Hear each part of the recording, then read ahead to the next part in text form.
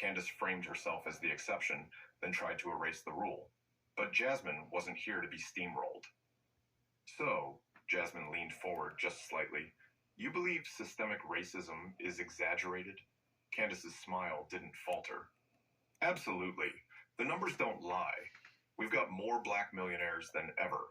The biggest stars, the most powerful voices in entertainment and culture, they're not just black, they're celebrated. What we're seeing now is victimhood as currency. The moderator glanced at Jasmine. She didn't speak right away. Silence was part of her style. She waited until the air in the room felt slightly off, like something had shifted that no one else noticed yet. She turned back toward Candice. That's an interesting stance, Jasmine said, because I was reading a public record last night that says otherwise, from 2007, I believe. A discrimination complaint, filed by you. A pause. Not dramatic, just direct. Candice blinked. Excuse me, she said, laughing. I don't know what you're talking about. Jasmine kept her eyes on her. She reached into the side pocket of her binder and pulled out a folded piece of paper.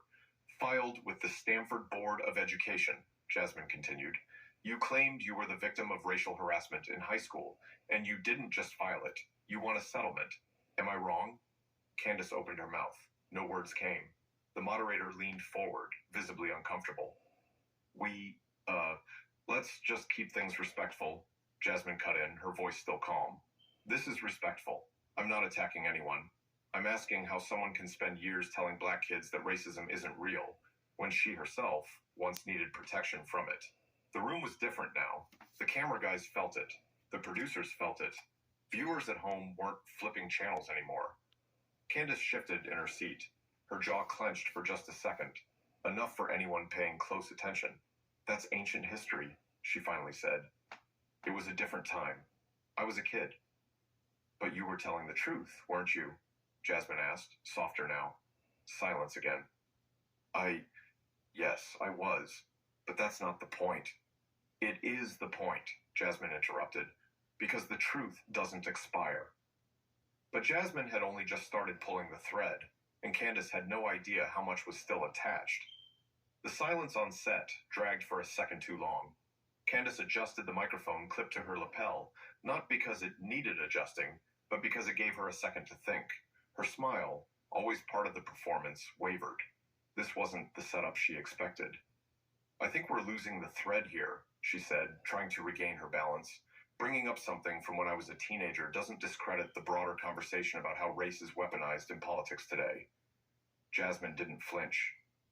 Actually, it's exactly the thread. You say systemic racism is exaggerated, that people cry racism to avoid accountability.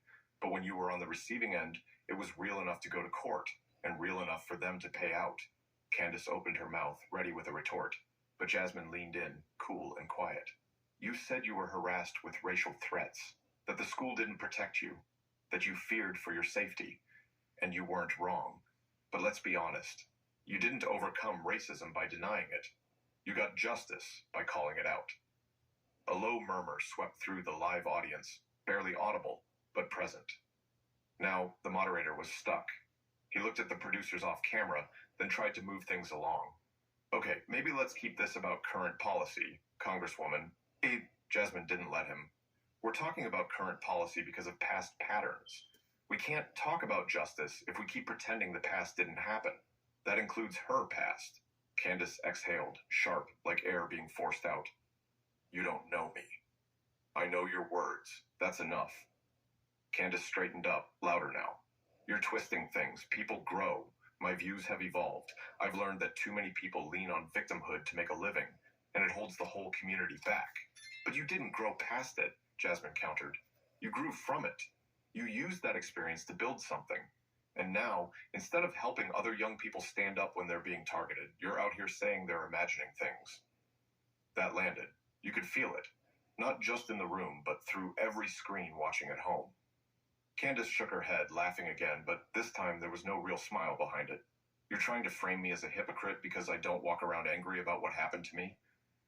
No, Jasmine said calmly.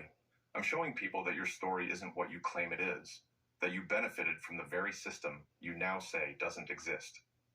There was a pause. Then Jasmine turned to the audience, addressing the cameras directly. Here's the reality. Racism didn't end because Candice Owens became successful. And pretending it did doesn't help the people who are still trying to graduate without being profiled, or apply for jobs without changing their name on the resume, or survive a traffic stop. One of the panelists, a former state senator from Arizona, cleared his throat, clearly uncomfortable. Maybe we should move the conversation toward solutions. But the spotlight wasn't moving, not yet. Candice tried once more. You think you're helping people by making them feel like victims. I'm helping them take power. Jasmine's voice didn't rise. She didn't need to yell. No, you're helping people forget what it took to get that power. You're helping them forget that the fight didn't end with you getting a platform. You tell them to stop complaining, but you filed a complaint. And you were right to. You were right. But you forgot what it felt like the second you got a microphone.